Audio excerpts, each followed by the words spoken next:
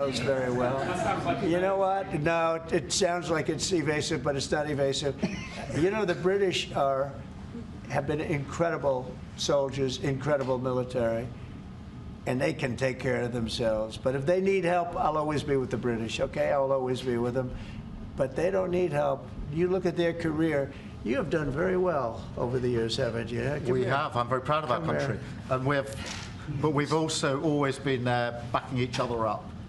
Between our two countries. That is why this is the greatest alliance for prosperity and security I think the world has ever seen. Whenever necessary, we've absolutely backed each other up, and that's at the core. Could you take on Russia by yourselves? Well, it broke without warning. No briefing, no spin, just a single line tearing through Westminster like shrapnel. The Prime Minister is not weak. He is dangerous. Those words, shouted across the Commons floor, detonated a political firestorm Britain was not ready for. Order was demanded, order was lost, and within minutes, the chamber descended into chaos that felt less like debate and more like a reckoning long overdue. Before we roll the footage, just one thing: if you enjoy our work, drop a like and hit subscribe. Over 98% of you are watching without subscribing. Let's change that right now. It's free for you, but it fuels everything we do. Subscribed? Perfect. Now, enjoy the video. The speaker's voice cracked through the noise, sharp and furious. Order! Order! I say to the honourable gentleman. Then something extraordinary happened. Names were read into the record.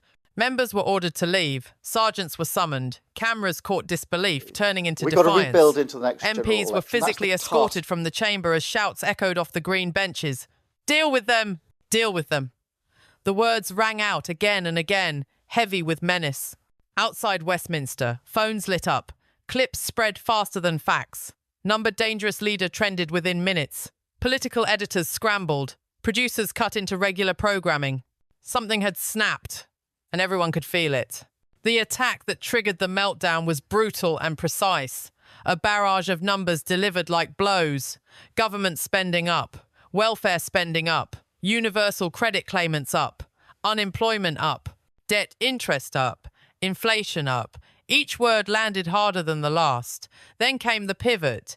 And what about the things you want to go up? Growth down, investment down, business confidence down. And then the line that froze the room, the credibility of the Chancellor, not just down, through the floor. It was devastating because it was familiar. Britain has heard these numbers before. What it has not heard is what came next. A montage of promises replayed back to back, stripped of context and mercy. We will not raise taxes for working people. Labour will not increase taxes. No income tax. No national insurance. No VAT. No additional taxes on households. We've said it a million times. Then the hammer fell. This budget raises taxes by $4 billion, the biggest tax increase since 1993. The chamber erupted because the contradiction was undeniable. The denial followed immediately. That's not true. The rebuttal was swift. It's now on us. We are asking everyone to make a contribution. Thresholds maintained, burdens shifted, language softened, reality unchanged. For many watching at home, the fury made sense. Wages are squeezed, bills are rising, trust is gone. Polling released within hours showed confidence in the government plunging to its lowest level in a decade. An Oxford University survey found 62% of voters believed the Prime Minister had deliberately misled the public on taxes. The Guardian described the common scenes as a rupture between rhetoric and reality finally turning violent. But Westminster drama was only the surface. Beneath it, a far bigger shock was already unfolding across the Atlantic. Breaking news landed like a second explosion. Donald Trump had suspended the £31 billion tech prosperity deal with Britain. Immediate effect. No grace period. No quiet diplomacy.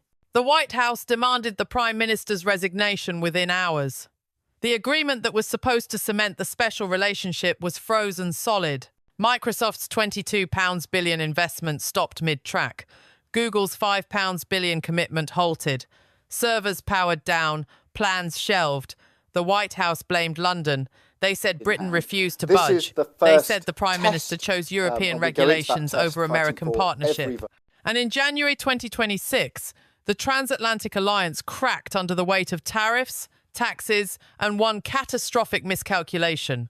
It was meant to be a generational reset. That was the phrase used when the Prime Minister stood beside Trump at Chequers just months earlier. Cameras flashed, smiles were rehearsed. The UK-US technology prosperity deal was signed with ceremony and champagne. Britain, they said, would become the launchpad for American innovation in Europe. Artificial intelligence, quantum computing, nuclear energy cooperation, jobs, growth, renewal. 3 months later, it was gone. Behind the scenes, frustration had been boiling. American officials expected speed. They expected barriers to fall. Instead, they encountered delays, reviews, consultations. A Labour government reluctant to dismantle regulations inherited from Brussels.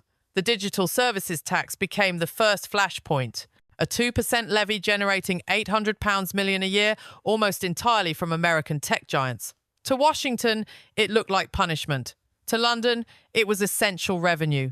The White House demanded its removal. The Prime Minister refused. He spoke of fairness, responsibility, public trust.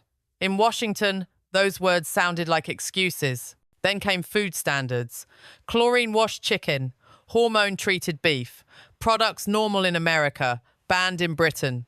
The Trump administration wanted access, choice, free markets. London said no. Consumer protection, animal welfare, non-negotiable. To the White House, it was protectionism, wearing a lab coat. By December, patience snapped. The Financial Times reported mounting irritation over non-tariff barriers. On paper, there was a deal. In reality, nothing changed. Trump decided to force the issue. Suspension, shock, silence. Downing Street tried to downplay it. A negotiating tactic. Temporary. But privately, panic set in. The tech deal was the cornerstone of post-Brexit Britain. Proof that leaving the EU could work. Proof that global Britain was more than a slogan. Now it lay in ruins. The timing was catastrophic. A 10% baseline tariff imposed by Trump still hung over British exports. The tech deal was meant to be the wedge that pried it loose. Instead, it became collateral damage. A modest beef quota survived. 13,000 tons. A consolation prize. And then there was Greenland. A frozen island few Britons could point to became the final straw. Trump's obsession was no secret. Strategic minerals, shipping routes, proximity to rivals. He wanted it. Denmark refused.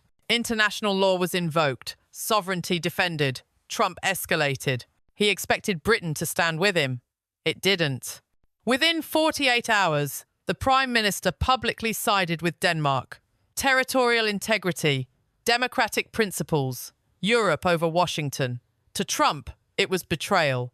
Digital taxes were annoying, food fights frustrating, but Greenland was personal, strategic, unforgivable. The fury in Washington was incandescent. The tech deal suspension was no longer economic leverage, it was punishment. Then Venezuela erupted. American forces moved to capture Nicolas Maduro. Swift, controversial, framed as liberation. Critics called it invasion. Britain hedged, concern expressed, peace urged. No endorsement, no condemnation. In Washington, fence-sitting is weakness, another mark against London. And as if relations weren't toxic enough, Trump sued the BBC. $10 billion. Accusations of defamation, deliberate splicing, incitement. The lawsuit targeted a century-old institution funded by British taxpayers, an existential threat. Ministers insisted on editorial independence. Washington didn't care. The BBC was British. Britain was responsible. Every meeting grew colder. Intelligence sharing slowed. Trust evaporated. The special relationship began to look sentimental rather than strategic. Inside Westminster, knives came out. How did the government lose £31 billion? Why protect £800 million in tax revenue at the cost of thousands of jobs? Was principle worth collapse? Defenders spoke of values. Critics spoke of reality. Principles don't pay mortgages. The Greenland decision transformed trade into crisis. Venezuela added fuel.